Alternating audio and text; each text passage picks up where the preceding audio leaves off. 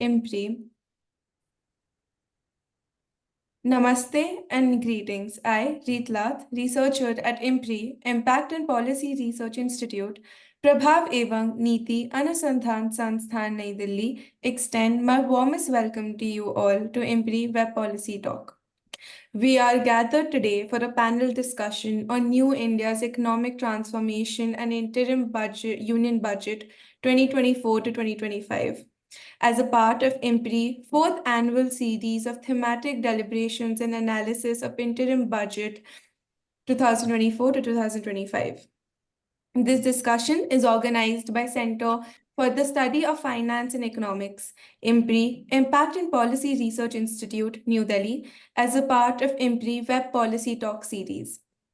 I welcome you all to this enlightening deliberation and thank you for tuning in to this discussion. I am now honored to present the introduction of this distinguished gathering. Our chair for the session is Professor Mukul Asharji, visiting Distinguished Professor IMPRI, former Professor Lee Kuan Yew School of Public Policy, National University of Singapore in US.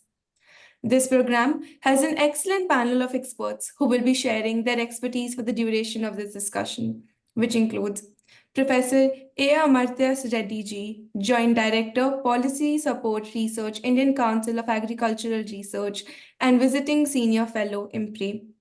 Dr. Radhika Pandey Ji, Senior Fellow, National Institute of Public Finance and Policy, New Delhi, and Visiting Senior Fellow, IMPRI. Professor Prabir Deji, Professor, Research and Information System for Developing Countries, New Delhi, and Mr. Subhamir Bhattacharya Ji, Consulting Editor at the Business Standard. We welcome everyone, and we eagerly look forward to the opportunity to gain insights and knowledge from our esteemed assembly. Now, without any further ado, let's start the program. It is my honor and privilege to invite Professor Mukul Asharji to start the program with the chair's opening remarks. Over to you, sir. Thank you, Ree. Pranam, namaskar. Let me begin by congratulating and thanking IMPRI director and his team for providing on a continuous basis high quality public good in terms of the various topical seminars and policy issues. The energy and the reach of IMPRI is truly impressive, and I'm very proud to be associated with IMPRI. We are here to talk about the 2024-25 interim budget. We know what the sequence will be. Dr. Pandey will be followed by Professor Reddy, then Professor Dev, and finally Mr. Bhattacharya. Let me first make some preliminary remarks. In my view, the 2024-25 budget is a very constructive step towards Viksit Bharat. And the Viksit Bharat, the way it has been defined in the budget, is the prosperous Bharat in harmony with nature. So environmental trade-offs have to be made with modern infrastructure showing up in CapEx and others, and providing opportunities for all citizens and to all regions to reach their potential. So this is moving from the entitlement to empowerment, and broad-basing economic growth with lot of growth nodes. So you empower people to grow.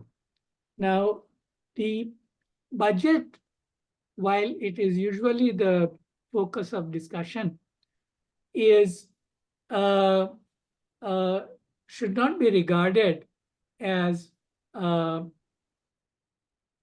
the only instrument for economic policies. These are done throughout the budget.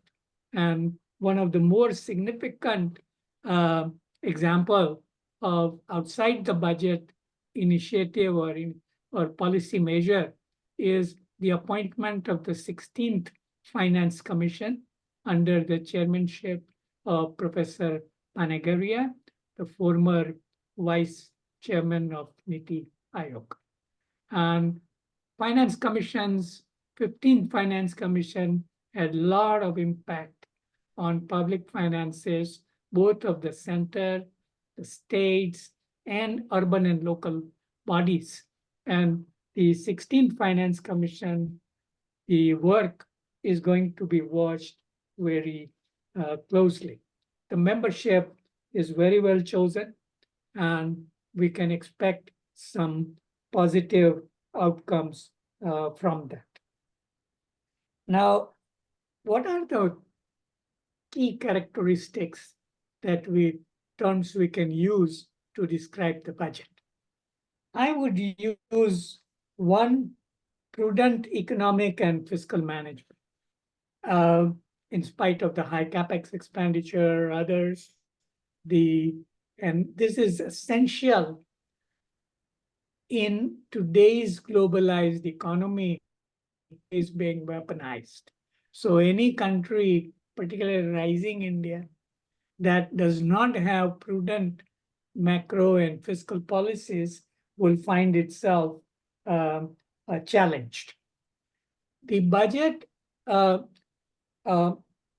projects the nominal GDP in 2024-25 at 327.7 trillion INR, which is at 83 rupees, is 3.95 trillion USD, close to 4 trillion.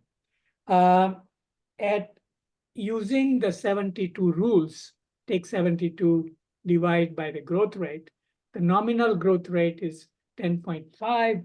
So the GDP could double at in 6.86 years. So we can expect around 8 trillion in about 7 years from now. It is not automatic. A lot of challenges remain. I'll mention some of those. IMF has already indicated that in 24, 25, 25, 26, India will grow in real terms. Nominal is real plus inflation. In real terms at 6.5%. And it will be the largest, fastest growing large economy. So there are a lot of examples of that group, the prudential part, but Dr. Pandey will elaborate on that. Second is the future orientation. The 1 trillion rupee innovation fund is a good example of that. And the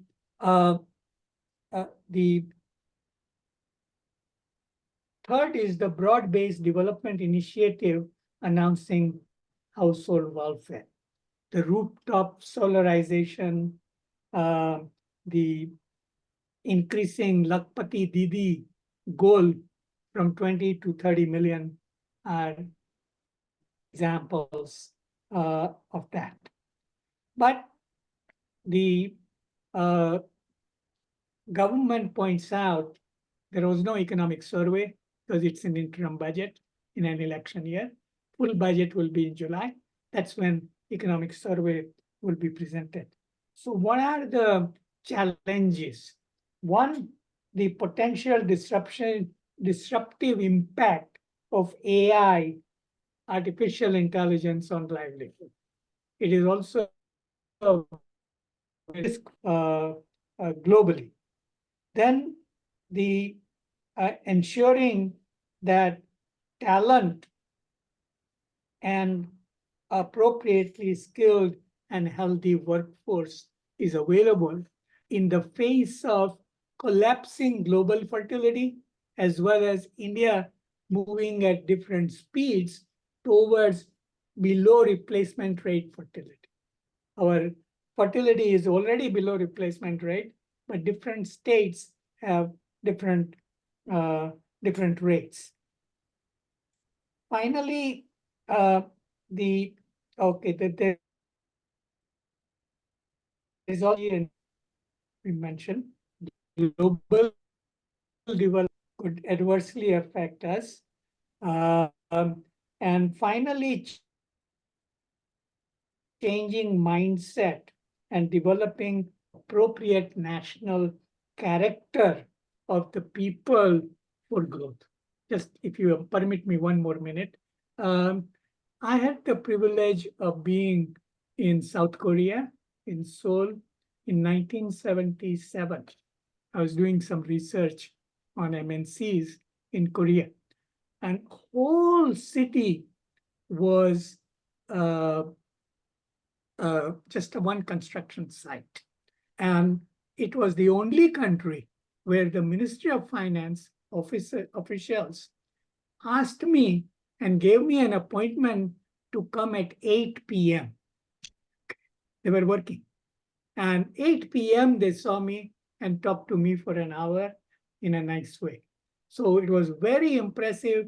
The national character was, we want to develop. They had, of course, North Korea and they had Japan, the two that were pushing them to grow. Now, national character that is consistent with Viksit Bharat. And we all know we have some way to go, but I think we need to work on it. Thank you very much. And now may I request Dr. Pandey to make her presentation. Thank you so much, sir. Thank you so much, sir, for setting such a wonderful tone for our panel discussion. And thank you so much for sharing such great insights. Now, I'm delighted to call upon Radhika Pandey ji to further expand our knowledge on this topic. Thank you. So I will be talking about mainly the fiscal arithmetic behind the interim budget. So next slide, please.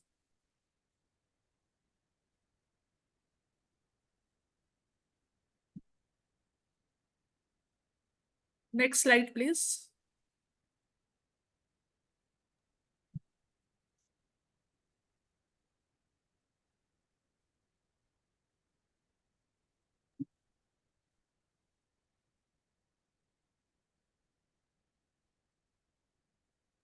Ma'am, Yes. you can see the screen, right? You can see the screen, right? Yeah. Okay, please go ahead. So the overarching theme of the interim budget is fiscal consolidation. So if we look around the various announcements that have been made, one of the overarching theme is fiscal consolidation, and that is visible through an aggressive fiscal deficit target for the next financial year. So we have seen that the fiscal deficit target has been fixed at 5.1% of GDP for the next financial year. This is important because the finance ministry, the government has always been reiterating that the medium-term goalpost of fiscal deficit is 4.5% of GDP by FY26, that is next to next year. So there were concerns that, from 5.9% to 4.5%, it's a big change. It is 140 basis points, but we have seen that the government has walked the talk on that, and the target for the next financial year is kept at 5.1% of GDP. And if that can be achieved, then for the next financial year, for the next to next financial year, that is FY26, the 4.5% target would be achievable. Now, even for this financial year, the government has done better in terms of its fiscal deficit target. The target was 5.9% as per the budget, but the revised estimate suggests that the fiscal deficit is 5.8% of GDP. Now, we think that, the government could even do better in terms of its fiscal deficit target for this financial year, particularly because if we look at the numbers that are released every month from the Controller General of Accounts data, it shows that there has been some, slackness in spending. Particularly if you see capital expenditure, still a lot of spending has to be done.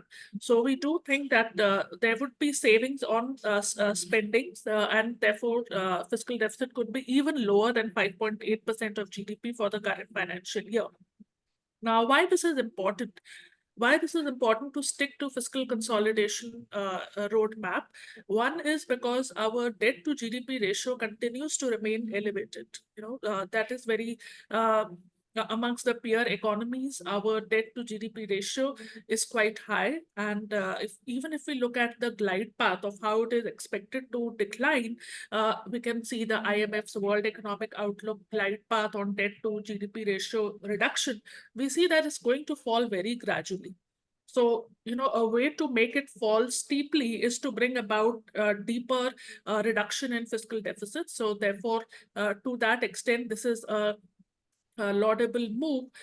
The other is also because we know that Indian sovereign bonds are going to be included in global bond indices. So now there will be a greater scrutiny of our fiscal framework because Indian bonds are going to be part of the global bond indices, namely the Morgan Stanley as well as the Bloomberg bond indices. So investors will be looking at our commitment to fiscal framework, commitment to our fiscal glide path, and then they will be investing in our bonds, investing in sovereign bonds. So when the fiscal framework is subjected to sharper scrutiny, it becomes all the more important to have a credible glide path towards fiscal consolidation. And that is what we have seen in this budget. Also, from the perspective of monetary policy, it is a good move because if fiscal deficit would have been higher, then the conduct of monetary policy becomes complicated. It is not easy to start cutting interest rates if the fiscal deficit remains elevated. So with fiscal deficit in control, the RBI can, focus on inflation targeting, and it can focus on determining its interest rate trajectory based on inflation, not so much worrying about the overshooting of fiscal deficit targets and its impact on the conduct of monetary policy. So because of these reasons, it was very important to stick to the fiscal consolidation glide path, and government has done well in sticking to that target. Next slide, please. Yeah, so that this is just to show you the central government liabilities, that they are still elevated. This is the number coming from the budget papers. And still, if we look at the central government liabilities as a percent to GDP, it's quite high. It is 56% of GDP. This is the central government liability profile, where we are taking the public debt and other liabilities. And if we sum them up, we get the overall liabilities of central government as a percent to GDP. If we look at the FRBM framework, we know that according to FRBM, the central government debt to GDP ratio should be 40%. The state's debt to GDP ratio should be 20%, and overall should be 60% of GDP. That's the general government debt. But here we are seeing that just the central government debt is quite elevated at 56% of GDP. So it's important to start cutting, it's important to have a fiscal consolidation roadmap to see a steeper reduction in the central government liabilities. Next slide, please. Yeah, so starting with what are the various deficit indicators. So if we look at the fiscal deficit for the budget estimate 23-24, the budget estimate was 5.9%. The revised estimate is 5.8%. And for the next financial year, budget estimate is kept at 5.1% of GDP. Even if we look at the revenue deficit, there is a very sharp reduction that is envisaged for revenue deficit reduction from 2.9 to 2.8% and further to 2% of GDP by the next financial year. So if we look at the various deficit indicators, we have seen that the government is envisaging deeper cuts in the deficit. Also, if we look at primary deficit, a big reduction is envisaged. Now, why is primary deficit important? Because it's a very important indicator for the purposes of debt sustainability. What is primary deficit? It is the deficit excluding the interest payments. So primary deficit is also envisaged to reduce sharply to almost 1.5% of GDP by FY25.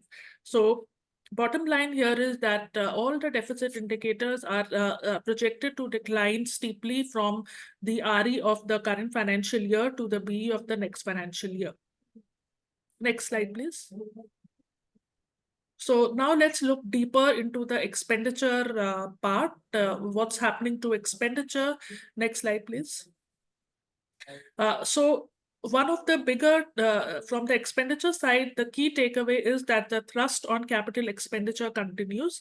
We've seen that post-COVID, one of the development plans of this government has been to focus on capital expenditure to give a boost to growth in the economy, and that continues, albeit at a moderate pace. So for the current, in the current interim budget, the central government has projected that capex will grow at 11.11% over the budget estimate. In absolute terms, capital expenditure is estimated to be 11.11 lakh crore in the next financial year. But if we compare this with the RE, the revised estimate of the current financial year, the jump is 17%. Why is this so? Because in the current financial year, the revised estimate is lower than the budget estimate by roughly 50,000 crore. So the government expects that the entire 10 lakh crore that was budgeted for the current financial year would not be spent. So there will be some underspending, and therefore the growth over RE for the next financial year is likely to be 17%. If we look at which of the main sectors occupy the bigger chunk of this 11.11 lakh crore, we see that roads, railways, defense, and capex outlay to states. These are the four big categories accounting for the overall 11.11 lakh crore. Roads is getting 2.72 lakh crore, railways 2.5 lakh crore. We heard the finance minister's speech talking about the railway corridors, about the upgradation of bogies to Vande Bharat. So there is a lot of emphasis continuing to both roads and railways.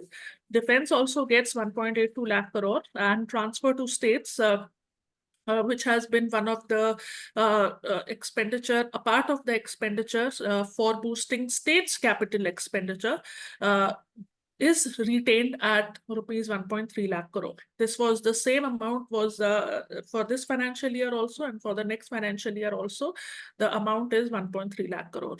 So this is the broader breakup of the 11.11 lakh crore, out of which roads, railways, defense, and allocation to finance ministry, which includes this category, transfer to state. So these are some of the bigger big ticket items in the capital expenditure. Next slide, please.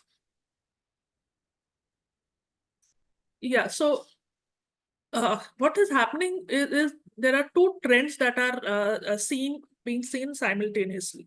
One is that the share of capital expenditure is consistently rising, but overall we see that there has been an expenditure compression.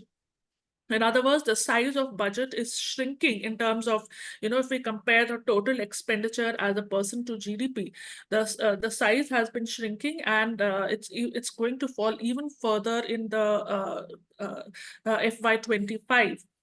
So two trends are visible here, as I said. One is that the total expenditure as a percent to GDP is falling. The revenue expenditure as a percent to GDP is declining sharply. And capital expenditure is rising as a share of GDP. So as per the revised estimates of the current year, CapEx is expected to be 3.2% of GDP, and next year it is 3.4% of GDP. So we are seeing that while capital expenditure growth has been is robust, but we are seeing that in terms of expenditure growth or overall expenditure growth and revenue expenditure growth, the targets have been quite modest. So this has been the strategy to achieve fiscal discipline, and at the same time continuing the thrust of non-capital expenditure. So the expenditure composition is very important, and looking at expenditure as a percentage of the size of the economy is critical from that standpoint. Next slide, please. Yeah, so the quality of expenditure is improving, and now capital expenditure accounts for almost more than 30% of the overall expenditure. So this is another important step that the government has taken, that consistently the quality of expenditure is shifting from revenue to capital expenditure. It's shifting to more productive investment, and now capital expenditure is accounting for more than 30% of the overall expenditure. Next slide, please. Now, so these are some of the major expenditure heads. This is just taken from the budget at a glance, but I would like you to focus only at this point in time on the expenditure growth targets and on the revenue expenditure growth targets. Okay, only the total expenditure and revenue expenditure. We'll get back to receipts in a bit. So here we want to focus on expenditure.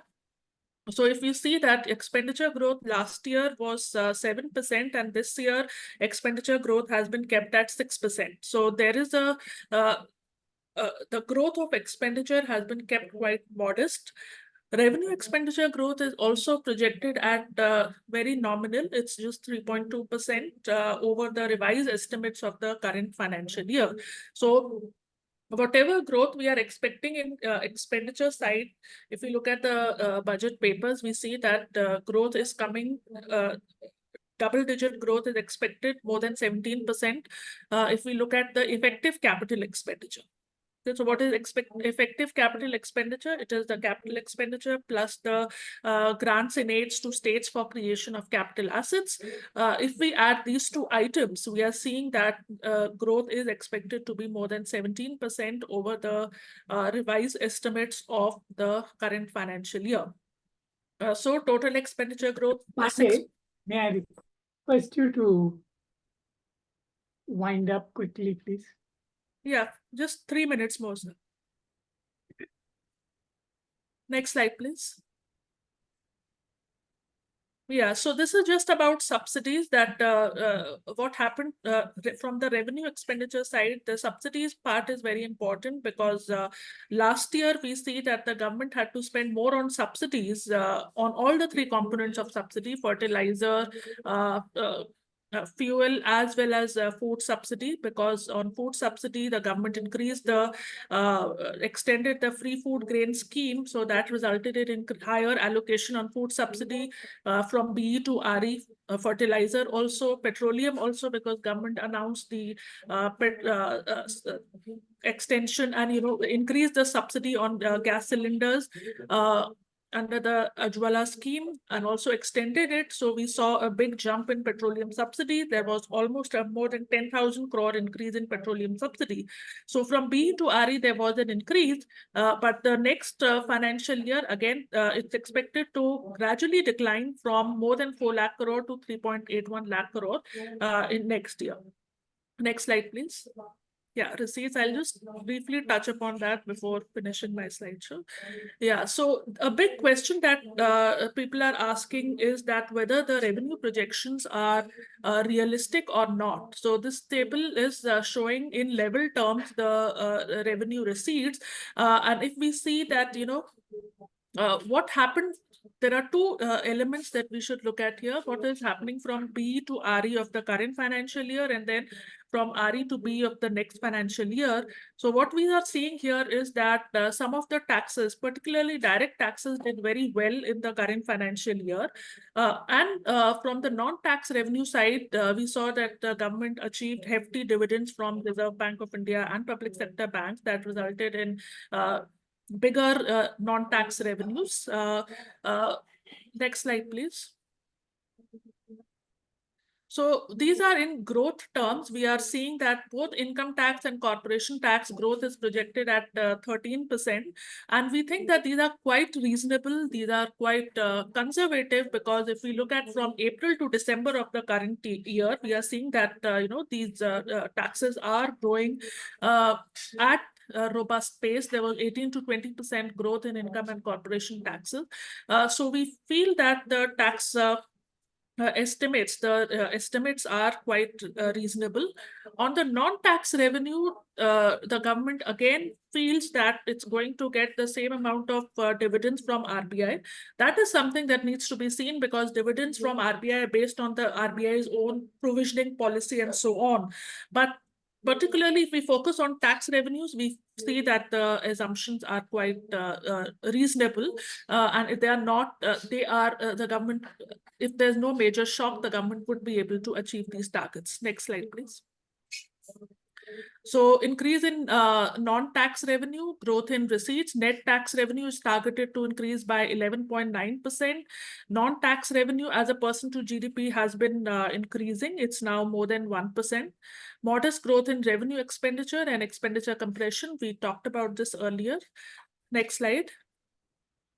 So this is a very interesting slide. I just want to show you what led to the reduction from 5.9 to 5.8%. So this is just showing which factors, the broad categories of the budget at a glance, what factors led to the decline in fiscal deficit. So it's primarily the tax revenue as well as the non-tax revenue that led to decline in the fiscal deficit, whereas the non-debt creating capital receipts, which mainly includes disinvestment, the government could not achieve the target, and that resulted in an increase. So the red bars are showing those that contributed to an increase in deficit, and green bars are those that led to a reduction in deficit. Next slide. Same is for the current financial year, for the next financial year. What are the things that will lead to a reduction in deficit are shown in the green bars, and what could lead to deviation are shown in the red bars. So that's a very important way of looking at, in terms of percent to GDP, some of the broad bars. And with that, I will end my presentation. Thank you. Thank you so much, ma'am. The way you articulated such complex statistics has definitely deepened our understanding of the subject matter. Thank you so much for your valuable insights. Now, it is my honor to invite Professor A. Amartya Reddy ji to share his insights. Thank you for inviting me. I am A. Amarendra Reddy. Actually, I will cover agriculture sector in the budget. If you see, there is a pattern since last 10 years.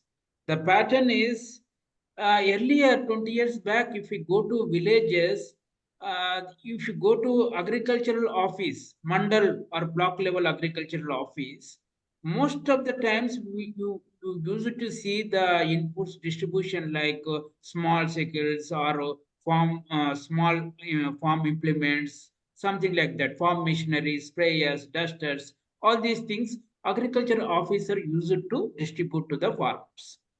And it is through the public distribution, in public sector mostly. There is a minimal private sector participation. Private sector participation is there in some crops like cotton and other crops.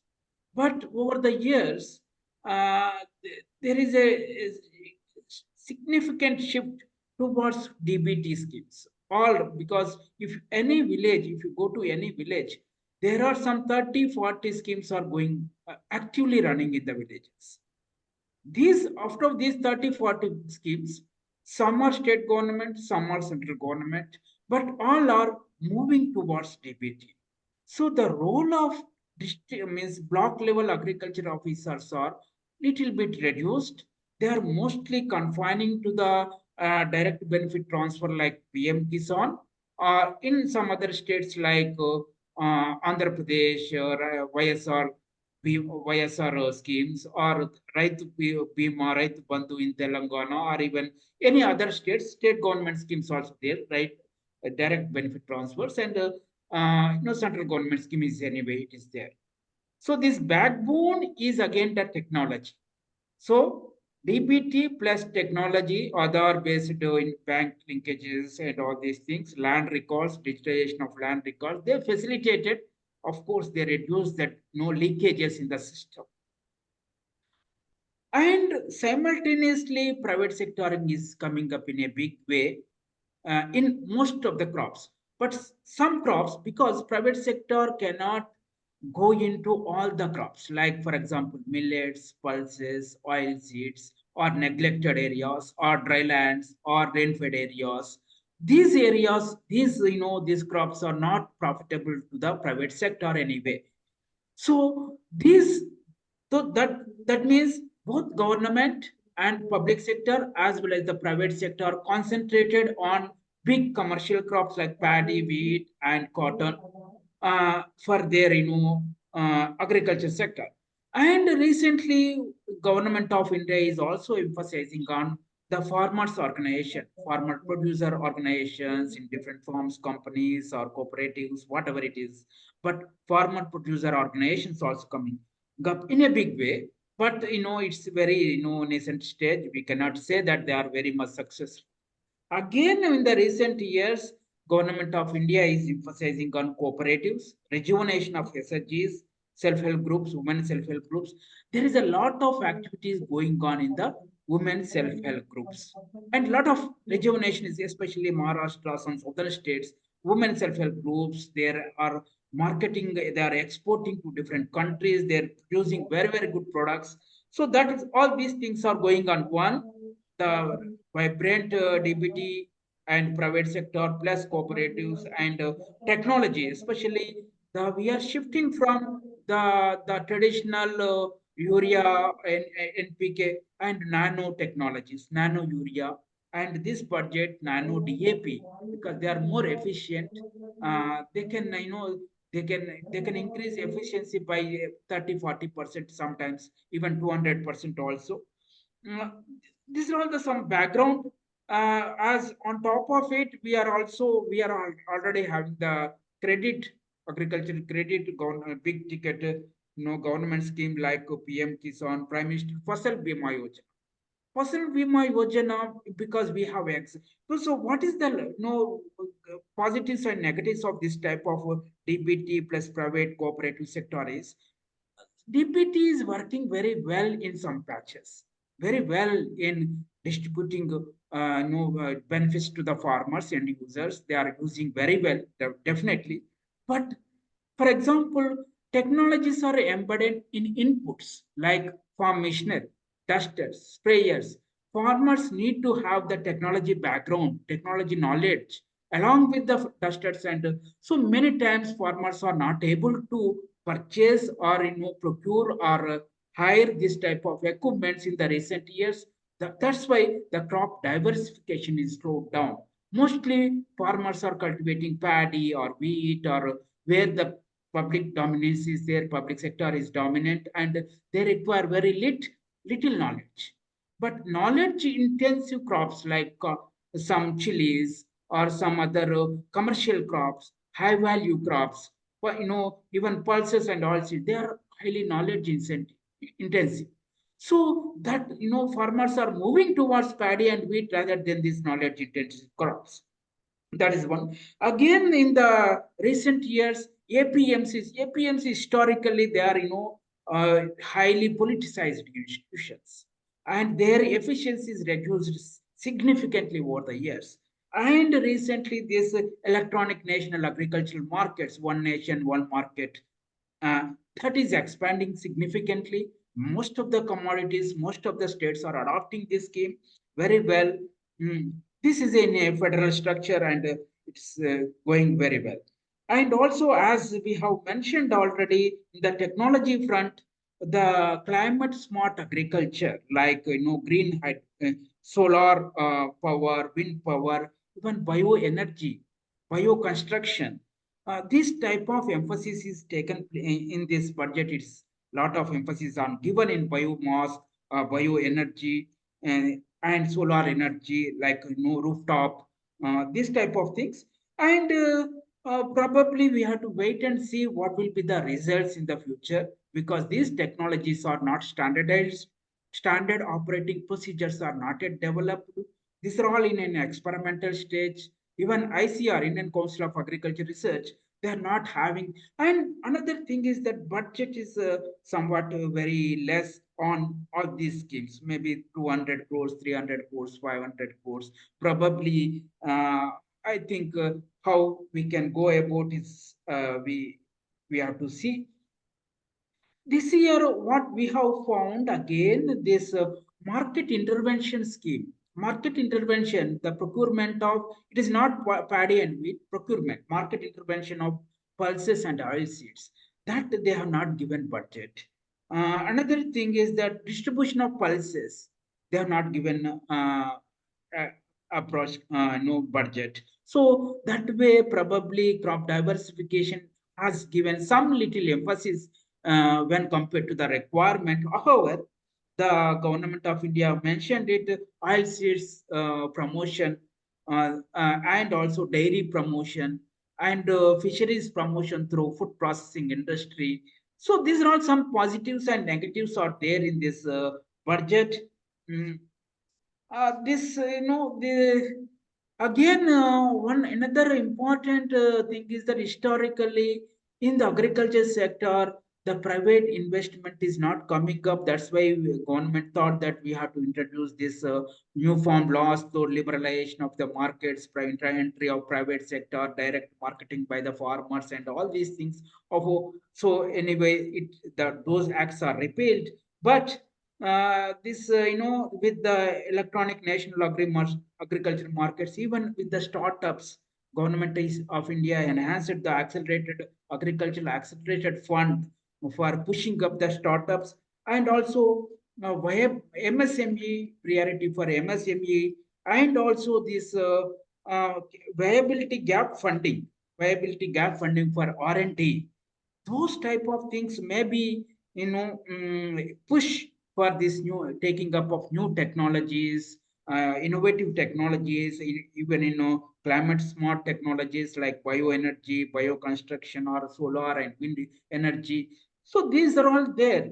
But ultimately our objective of doubling farmers income, because in the recent survey also the farmers incomes are just 10,000 rupees per household per monthly income.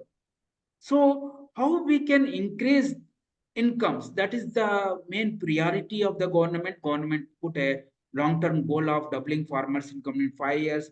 However, we are not able to achieve it. But in the rural sector, if you take it overall, agriculture's crop sector alone, we cannot increase farmers' income. Farmers are getting only 40% of their income, household income, from agriculture. Remaining 60% they are getting from different sources like business, petty business, or agricultural laborers, or construction laborers, or any other non-agricultural venues. So this, in the to grow the rural sector, we have to enhance the vibrancy at village level, at block level, through and through different institutional innovations like farmer producer organizations, startups, and all these things to make more vibrant. But thing is that unless we have balanced public investment along with the private investment, we cannot achieve that target what we have mentioned in our government documents. So this is, and also very importantly, we need innovative local innovations. For example, recently I have visited 3 states. One is in Karnataka, other is Andhra Pradesh, another one is Telangana. Field visits to see the efficiency of different government schemes running in the village level, especially Prime Minister Fasal Bima Yojana or crop insurance schemes. And what I have seen is village level institutions are very, very important to reach the benefits. So out of some 30, 40 schemes, government schemes running, most of the schemes are reaching to the end users in Andhra Pradesh.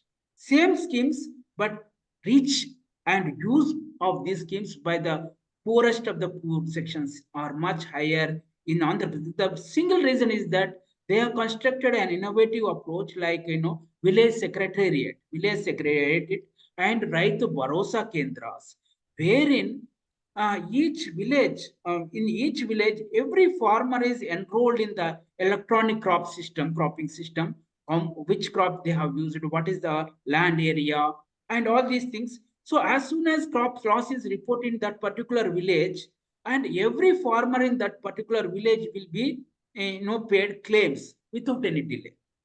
So that database is there now, the land records are there, that electronic systems are there, the efficiency increased very much. Not only the Prime Minister Fasal Bima Yojana, all other schemes, the reachability, reaching to the end users are much higher in this type of through this Raitu Bharosa Kendras and the village secretariats. So that type of okay, I'm stopped. Anything? Thank you. So Thank- I will come back for a question answer session. I think I'm stopping here. Thank you so much, sir. Your insights have been truly enlightening, and we truly are privileged to have had the opportunity to benefit from your expertise. Thank you so much, sir. Now, I am thrilled to extend a warm welcome to Professor Prabir Deji to further broaden our understanding. Great. Thank you very much. I think I'm audible. Well, first of all, I thank organizer IMPRI for the invitation. And also I'd like to thank Professor Mukul sir for sharing the session and the opening remarks, and all other my co-panelists. I think I can't see. Yeah, now I can see it.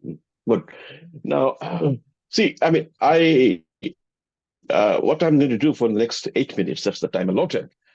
This is as an interim budget. We should not link many things in the budget. We should not have more expectations as well on that. Look, this election year, the budget moves into a very expected path and didn't disappoint. So I go by you, Professor Asser, that the budget objective is to take India into Vikashit Bharat 2047. 2047, by when India is expected to be a developed country. And this is a step, the budget, so one of it. After election, there will be full budget, and I'm sure the intent will be maintained. Now, the quote the finance minister, rightly said that Sabka Saath, Sabka Vikas, Sabka Viswas, and then she added Sabka Prayas, that everybody has to make a big effort to reach to the developed India 2047. That's up. And the budget, I found many of the numbers, the intent, and the overall programs of the government. It's a more people-centric, inclusive development. Like, I like this Garib Kalyan, Desh Ka Kalyan, kind of thing. The budget is people, the findings of the people. As I said, this is an interim budget. We should not expect more of it. Let me come to the part which is allotted to me. Talk about more about the islands. Is there any allotment? Is there anything new done by the budget for the island developments? Like Lakshadweep. Maldives and Lakshadweep both are very much in the headlines, and I will restrict myself on the island development part of the budget, and the strategy for the Amrit Kaal. The budget, Prime Finance Minister says had 5 strategies, if I'm correct. But first of all, the analysis I did, quick, number crunching, which is that that the External Affairs Ministry, in short, MEA, we have been telling that you have so many responsibilities, asking India to play globally, but the budget for allotted to the MEA is less than 1%. So this is, and 2024-25, the budget estimate says that it is simply, it's interim, but the number, there's a decline in terms of between 2023-24 revised estimate and 2024-25 budget estimate. So it says that maybe, the MEA perhaps not in the interest of the government in this election year. So which are the ministries, top 10, starting with the Ministry of Defense? The first, Dr. Pandey, she eloquently discussed all of them. And then coming in, the MEA doesn't come in the top 10. That's what the point I would like. So MEA's assistance to some of the neighboring countries in the neighborhood, which is very much interest. We have both economic and strategic decline, but again, we don't need to see the numbers so very much, neither we need to draw much conclusions, because these numbers comes with the last 2 doubles, 0. That means 100, 200, 300, 400. And we know that these numbers are just made it like this, So Bhutan, Bangladesh, Sri Lanka, Myanmar, some of the countries in the Central Asia, etc., African countries, their allotments are small, and also declined compared to the last year. But as I said, that I should not look at much in it. It will come, it will be revised again when this government going to put in, the final budget after the elections. Second point is, which is very encouraging, it's an FDI. 2014-2023 total accumulated FDI numbers quoted by the finance ministers, US dollar 596 billion, and which is the twice now of 2005 to 2014. So it means that there is a high, interest in the country, confidence, both from the foreign investors and the government. And I have seen it, in the numbers. That's the way it is. And in the budget, I see, there is a discussion about putting in, signing up bilateral investment treaties and etc. So MEA, which is the Ministry for External Relations, and where we see their allotment has even decreased. Again, it is the budget estimate. And as well as we see this encouraging part is in the FDI, which is there is an intention that we need to go and do more about a signing investment agreement, and in the spirit of first developed India. Let me come to that island development on the Lakshadweep in particular. And as we have seen that, tourism infrastructure, and also the connecting the back-end infrastructure like port connectivity, coastal development, like, they get finance ministers repeatedly said in our budget that, in the budget that, 2 things, that the development of the islands, and because it's going to create more employment. Lakshadweep, the India's tourist interest, from Maldives to Lakshadweep, there is a point, So it's a quite interesting decision that they have taken, and I appreciate and I thank them. Many of us, we don't get an opportunity to travel to, Lakshadweep, but certainly this is going to add more travel and tourism opportunity, hospitality, and the mice, for particularly in the island. But there are downsides, by the way. Small islands, lots of crowd. If they go, there are many downsides. We need to be very careful. Now, there is, I think, the point that this is an interim budget. Actual budget is likely to be in July. So I hope the finance ministry will retain the intent that they have announced in the interim budget, and certainly that I expect that they should be looking at in our interest in the final budget. But what's actually motivated them to look at island development, the budget for the first time? Because I was told that this is the G20 summit. During the G20 summit, there are many events organized as a part of the G20 summit last year, and government was very happy in terms of its arrangements going into these places, the remote places, which could actually generate more inclusive development. Now, along with the island development, there are three things which I found there are international implications. One is the port connectivity, the corridors that the finance ministers talked about, the railway corridors, particularly the railway corridors for the energy, mineral, and cement corridors, port connectivity corridors, and the high traffic density corridors. These three things, very well thought plan, and certainly going to reduce the logistics cost.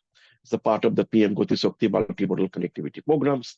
And the one which Dr. Pandey has also said that, Vande Bharat has created a domino effect that everyone would like to expect that Vande Bharat kind of thing. So in the budget, it was announced that 40,000 and the normal railway, the bogies, which travel if you be part of the Bihar and the UP and Madhya Pradesh, or West Bengal or Orissa, you'll see those kind of, very old compartments, railway compartments.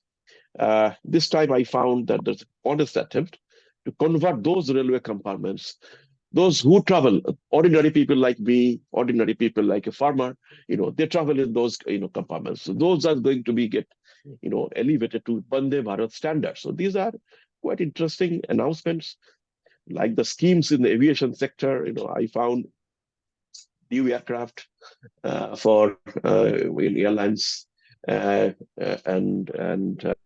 airports, infrastructure. All of them are somehow they got in place in the budget. So to conclude, and obviously if we have an added interest, that's what I seen in the budget, that if you have a railway corridor, road corridor, highway corridor, capital expenditure certainly is going to pick up the mode. And that's a presentation by Dr. Pandey. She said very 3.5%, if I'm correct. Well, GDP is there's a sharp increase. 2022-23 budget, 2.5% of the GDP is going to the capex. This time it is 3.4%. So I think I conclude, thanking the government and for putting at an excellent budget. Even if it is an interim, it is going to have no less than impact for the full budget if we had it that place. And personally, I'm very happy because my sister works as an ASA worker in a village in West Bengal. This time I found the finance minister has added allotments for the ASA workers, Anganwadi workers. So I thank her. And before budget, don't forget that government made an effort to correct the customs anomalies in the production chains for mobile phone. That some of the parts and components are required to assemble mobile phone, like Apple iPhone 15 or Samsung or any others. There were a 15% customs duty, whereas importing the full mobile phone is almost a zero tariff. 5% of zero tariff. So we were talking about inverted duty structure, which is not actually supporting our production chains and value chains. So just before budget, one day before budget, this anomalies in the stack structure, customs duties, the parts and components import has been rationalized. So for two counts, I thank government to encouraging more about production links with our countries in Southeast and East Asia, as well as going down to very people who are actually dealing with human people-to-people relations, like ASA worker or Anganwadi workers. Thank you very much. Thank you so much, sir, for shedding light on the intricacies of island development within the budget. It was truly fascinating to delve into such an important and often overlooked facet of economic planning. Thank you so much, sir, for sharing your insights. Um, Now, it is my honor and privilege to call upon Mr. Shubhamoy Bhattacharya ji. We welcome you, sir. Over to you.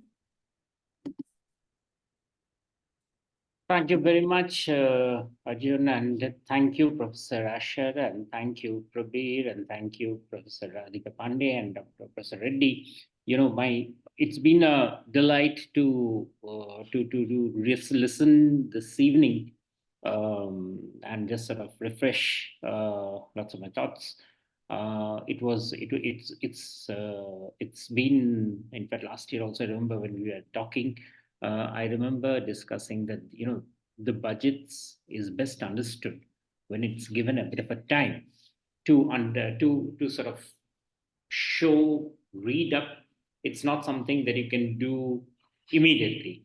Unfortunately, we in the newspapers have a sort of, I mean, we are supposed to immediately come up with our reactions in the budget, and by next morning, in fact, nowadays, thanks to the digital economy, by in a couple of hours, we are there and we are on the air and we are talking about what's happened in the budget. And to my sense, what happens is that in the rush to cover everything, we end up possibly trivializing the budget. Also, we end up taking away the time and the space that is required, that is often necessary to understand a document which is as important as a country's budget, even more made important by the fact that we are talking about one of the 5th largest economies of the world. And that economy's budget, to be understood, needs a bit of parsing. That parsing possibly gets slightly distracted.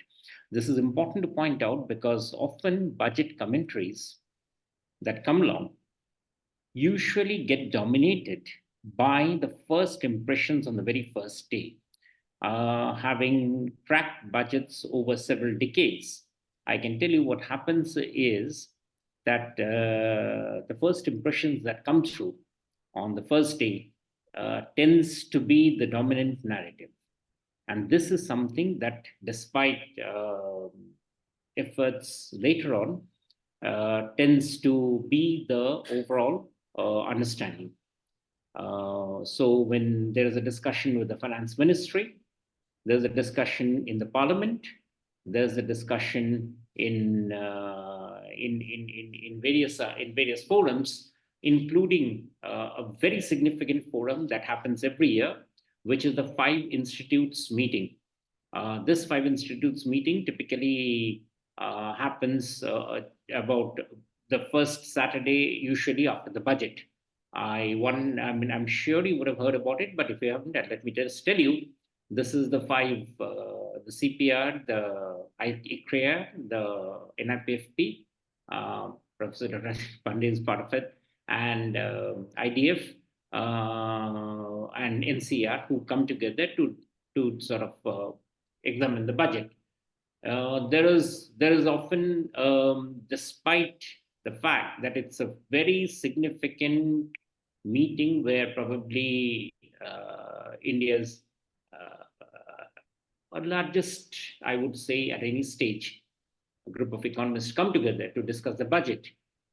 Still, I have seen that often the themes get dominated by what is being discussed on the first day. So it's like first day, first show.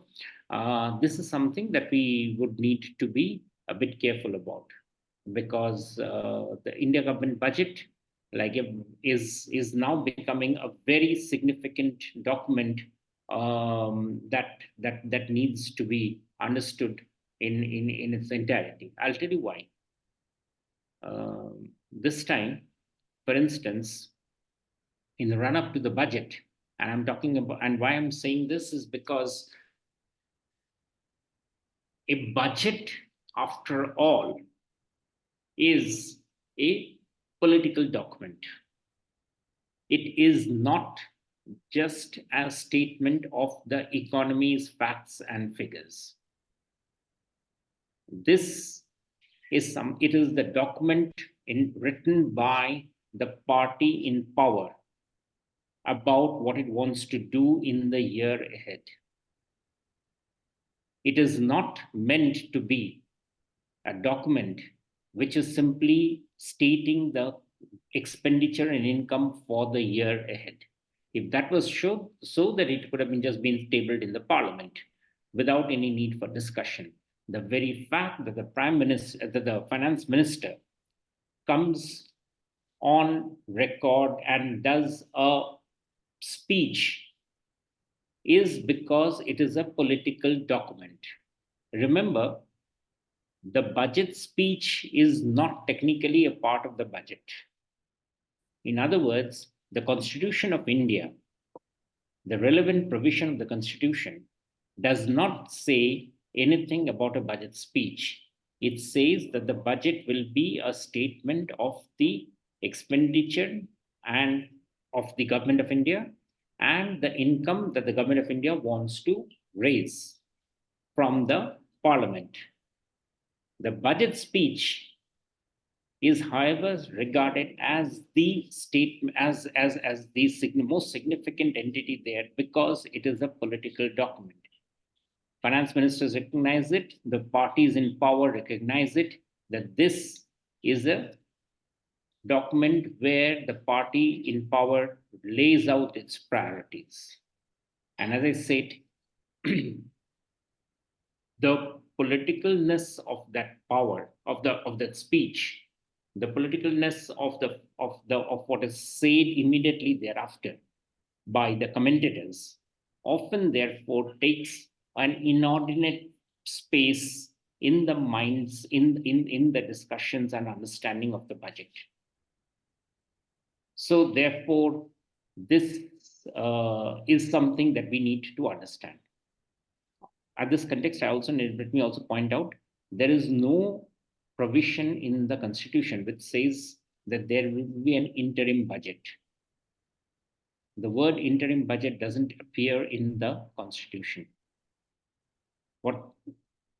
It just simply says that the government will be stating a recording of the expenditure and income.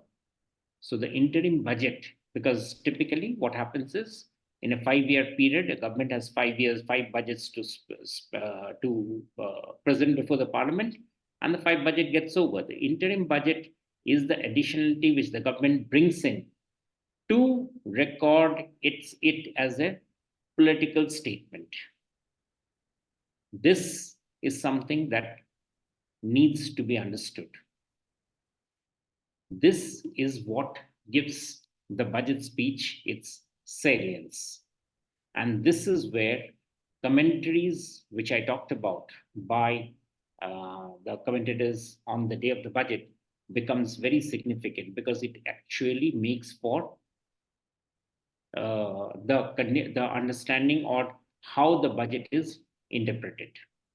Once this is understood, then it becomes clear to see where a finance minister or why a finance minister would be making a particular position in the budget. So what happened in this budget? In this budget, Finance Minister Nirmala Sitharaman knew that she did not have the space to write out policies on taxes, because obviously those policies on taxes will not be valid unless a new government comes in, and these can only be statements of intentions. What she therefore did was she instead talked about the expenditure. Remember here also something very important. Ms. Sitharaman in the last interim budget that was presented, presented before the election of 2019, the government said that this is a full budget. Why am I raising these issues? Because this is important to understand that the budget speech or the budget document is never written without a clear political purpose. And the clear political purpose is that last time the government needed to make it clear that this was a full budget, even though it wasn't. This time, the government, being in a much better financial position, did not need to make that assertion. It was comfortable in the current economic condition to make the state to follow with a more conservative approach to the government, to the numbers of to the government finances. So, as I said, these contexts make it very significant how a budget is created and structured. And these considerations come in very, very significantly in understanding what the budget's central message will be. So what was the central message of this budget?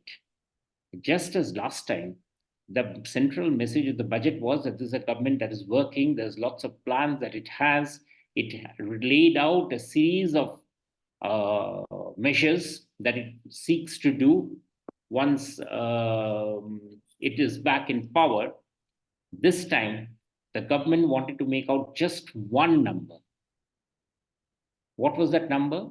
That was the number on fiscal deficit. Why was it so? Because this year, as Dr. Pandey pointed out, we are entering the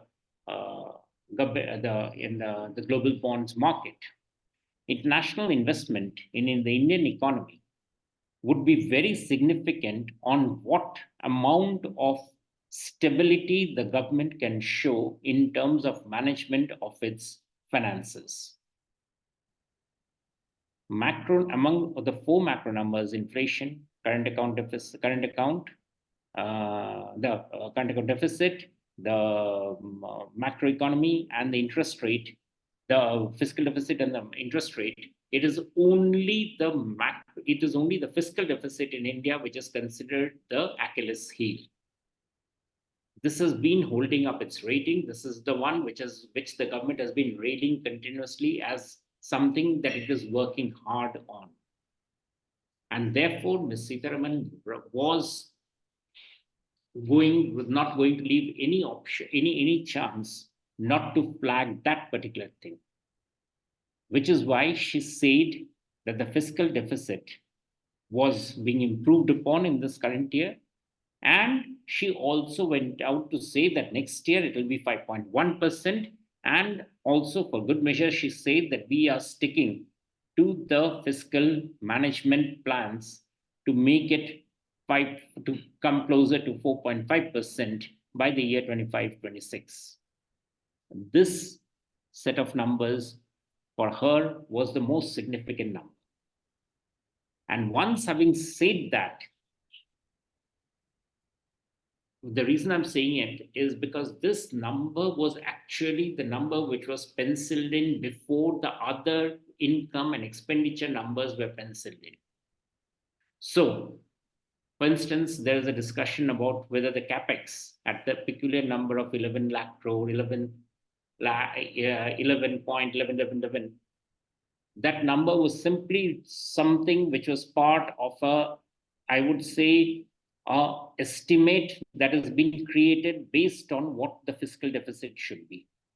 It's neither higher nor lower. It's simply what was needed to make the fiscal deficit be at 5.8%.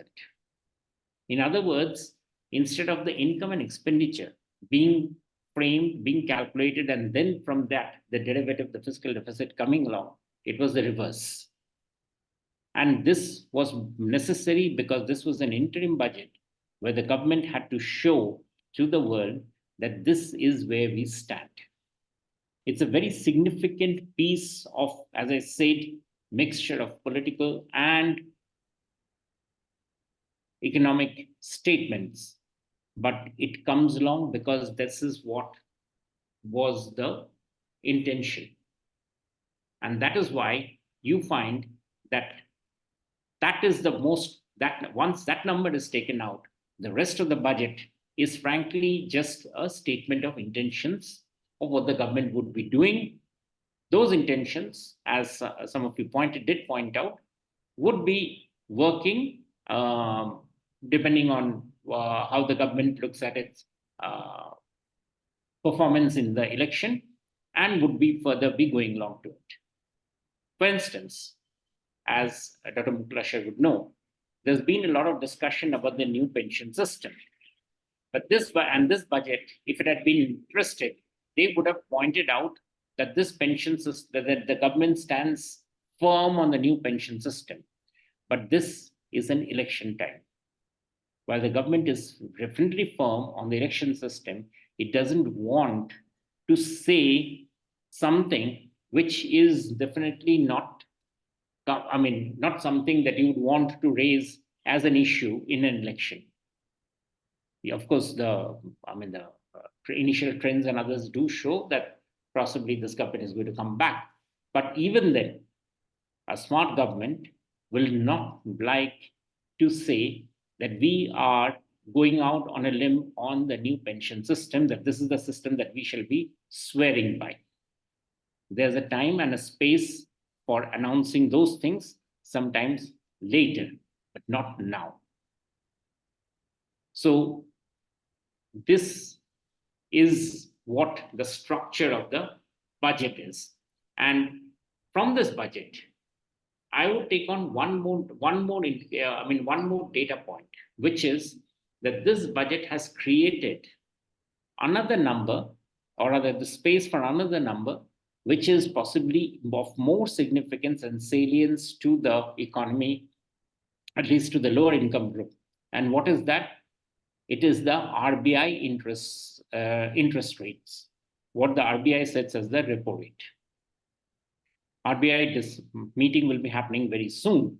And in that meeting, the fact that the government has been able to keep to its fiscal deficit, and it has been able to also point out how strongly committed it is to the future interest, to the future direction of the fiscal deficit, is a very significant piece of policy statement for the RBI to be able to take a measured position on the interest rates. Because the budget and the interest rate that comes, the setting of the interest rate that by RBI that comes very shortly thereafter, are both extremely twinned together, and both need to be read together to get a sense of what the entire what the nature of the budget is. So all after having done these connections, or these connecting these dots, you then realize that the rest of the budget picture falls into place. For instance, what will be done on the health sector? What will be done on the education sector? What will be done on disinvestment? What will be the plans for sectors like agriculture? Are all a derivative of this particular picture that has been drawn. That's a political picture, and this political picture is based on a particular message. I mean, stands on a particular political message, which is that the fiscal deficit will be kept at a particular position. If one wants to look at the interim budget, then there is no number which is of more salience than this particular statistic. Does this statistic look good? There is a question mark here, because this statistic is built on a particular estimate of the GDP. Is the GDP figure looking stable enough? Is it looking good enough at the nominal GDP I'm talking about, to be able to give this fiscal deficit? That is where the debate has to be. It then brings me back to the point which I started out with, that the first day's show on the budget often tends to miss out these nuances And it's very good that IMPRI has been has taken the initiative to have this particular discussion. It will be good in the subsequent discussion that we're having if this perspective is understood and made the basis for our understanding of the interim budget. Thank you very much. Thank you so much, sir. Your insights and perspectives were very captivating, making the discussion even more engaging for all of us. And I believe I speak on behalf of everyone when I say that it was truly a privilege to have learned so much from you. Thank you so much, sir. Now, I'm delighted to invite Professor Mukul Asherji for the chair's closing remarks and discussion. Over to you, sir. Do we have any Q&A? No. No questions and no questions from anyone? Sir, I believe there is one question. I'll just read the question out, sir. Professor Amarendra Reddy ji, you have mentioned that in AP, the delivery of services, agricultural inputs is more effective than the other two states, Karnataka and Telangana, because of the institutional structure at the grassroots, mainly the secretariat setup. What about the village gram panchayats and taluk panchayats in Karnataka? Your point is that village secretariat in AP is more efficient rather than PRIs in Karnataka. So I just, within 2 minutes, I will clarify.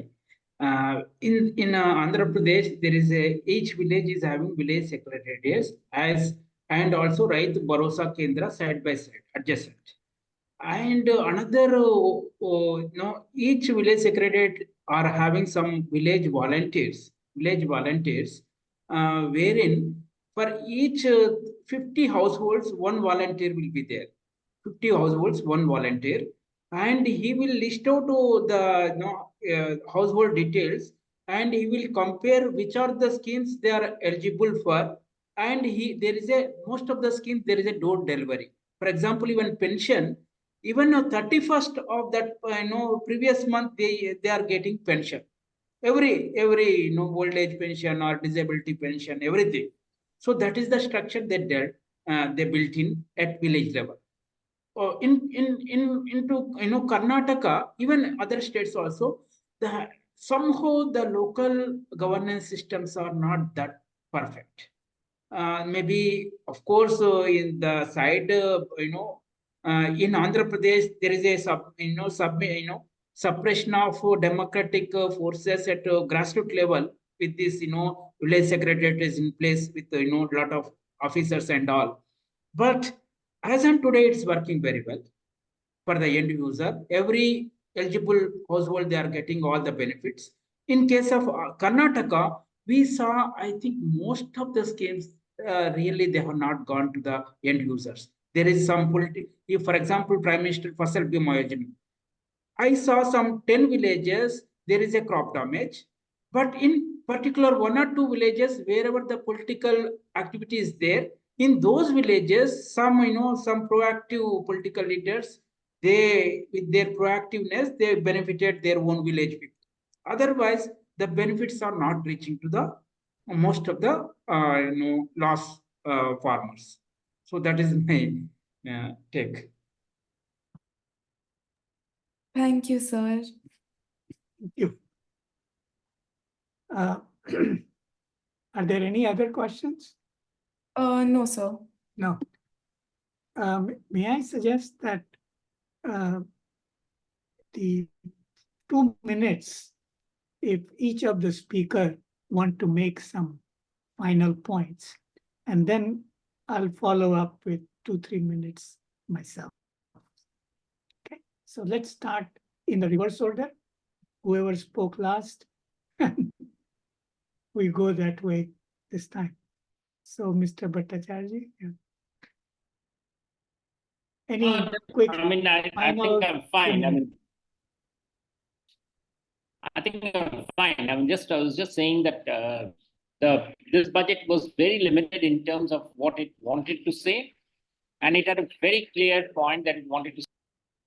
this point was that it was about saying what the fiscal deficit numbers are. It was about saying that the macroeconomy of inflation, current account deficit, and the interest rates, the other three things, are all in position.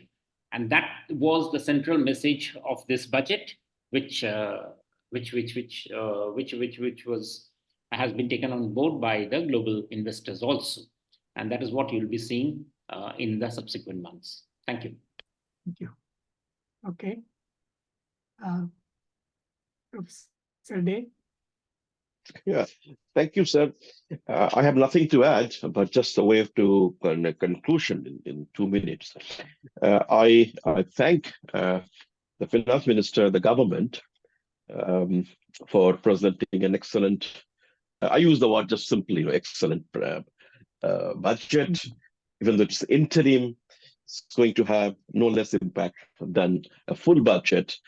Government coming in July, they should maintain, and I mean, this is my desire that it's going to maintain the intent which is there in the budget, that Garib Kalyan, Desh Ka Kalyan, and the strategy for the Amrit Kal. Now, numbers are certainly going to change from when the full budget is presented in coming July, but I'm sure the budget, the main objectives which I picked up from reading the finance minister's statement is that the two aspects. One is the island development.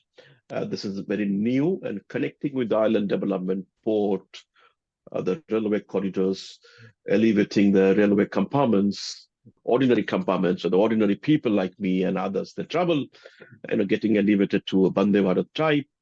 The people who are working in the grassroots, in the real India, the ASA, Anganwadi worker, the Lakpati Didi scheme, and all of them are really well thought plan.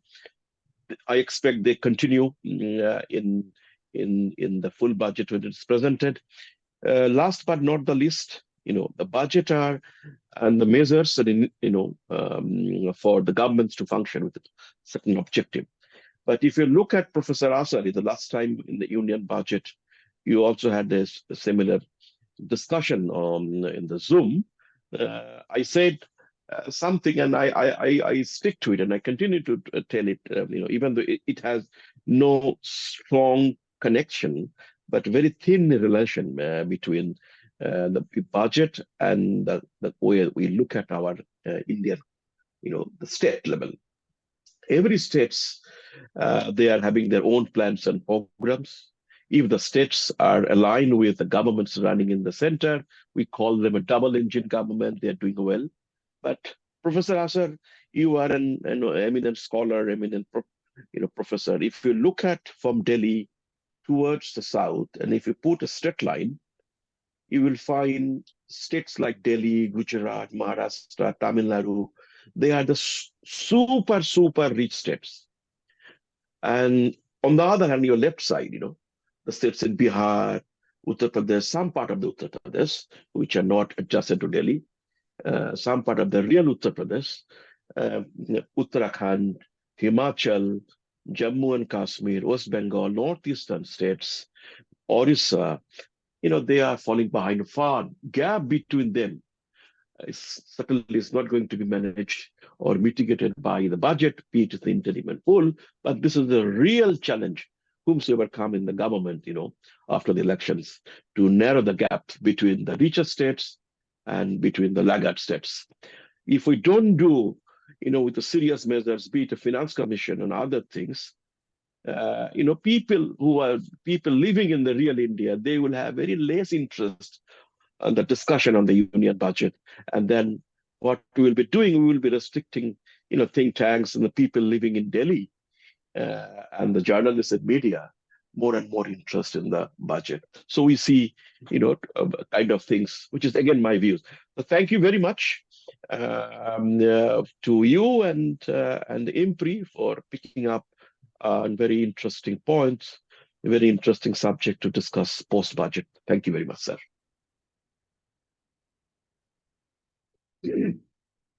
Professor Reddy?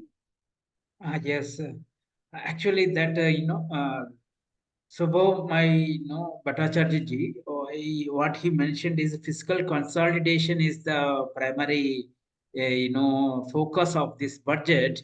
It's really what, after seeing I'm seeing the numbers, really probably that is the, main focus, because most of the schemes in agriculture sector, especially I gone through, they are, the focus is probably on fiscal consolidation. So that really I saw, that's really very insightful talk.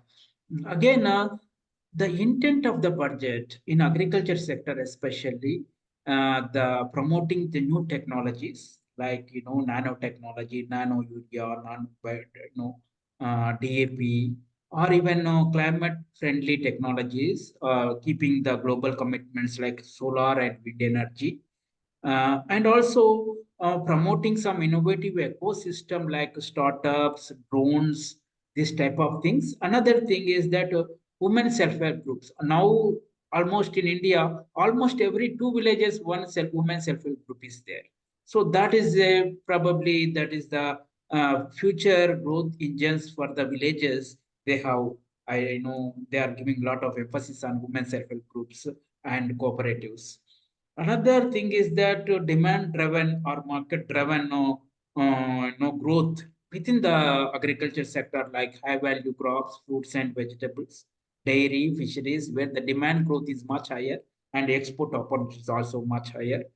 Again, this to focus on market-driven economies, or reforming the APMC markets, mandis, village mandis or block level mandis, through technology as well as institutional innovations like electronic national agriculture markets, or government priorities, and also food processing industries. Because in India, the process share of processed food is very much less than 2 or 5, 6%, when compared to other developed countries, which is about 30, 40, 50%.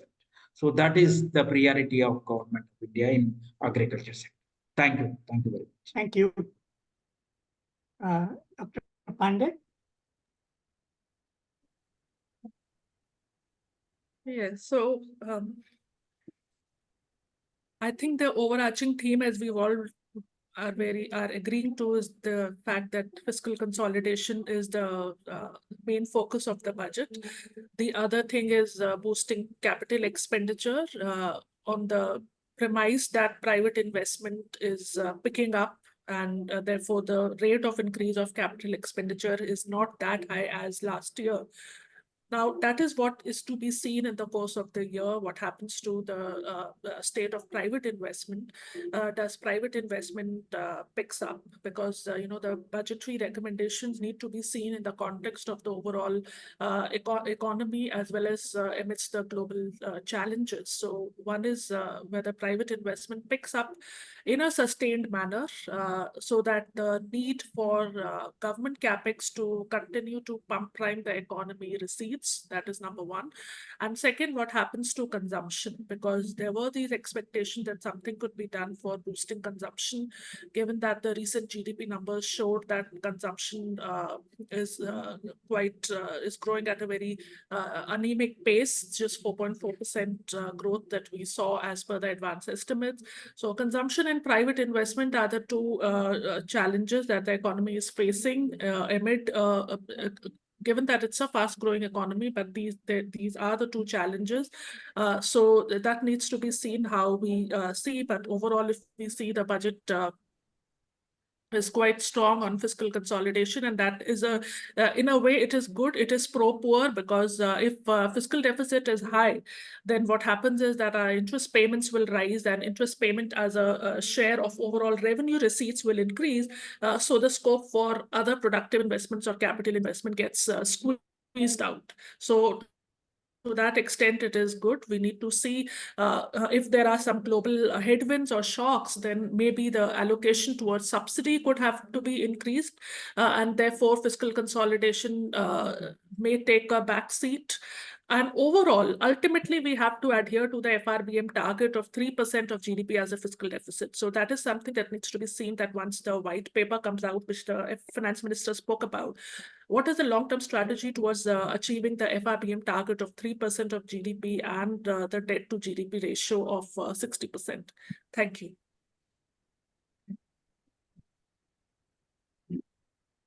Thank you.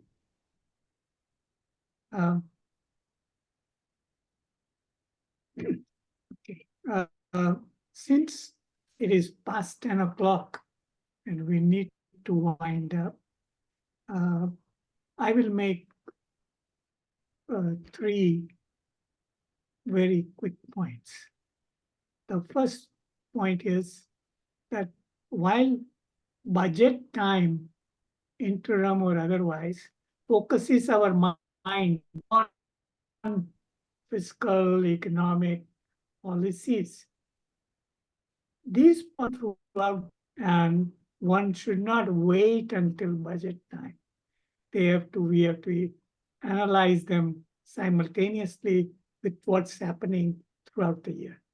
The second point is that while the central government budget gets a lot of attention, the equivalent attention for state budgets is not provided. I think part of it is that the research resources are to analyze the state budgets and even the municipal budgets are simply not being devoted. And most of the think tanks focus on central and not on the state.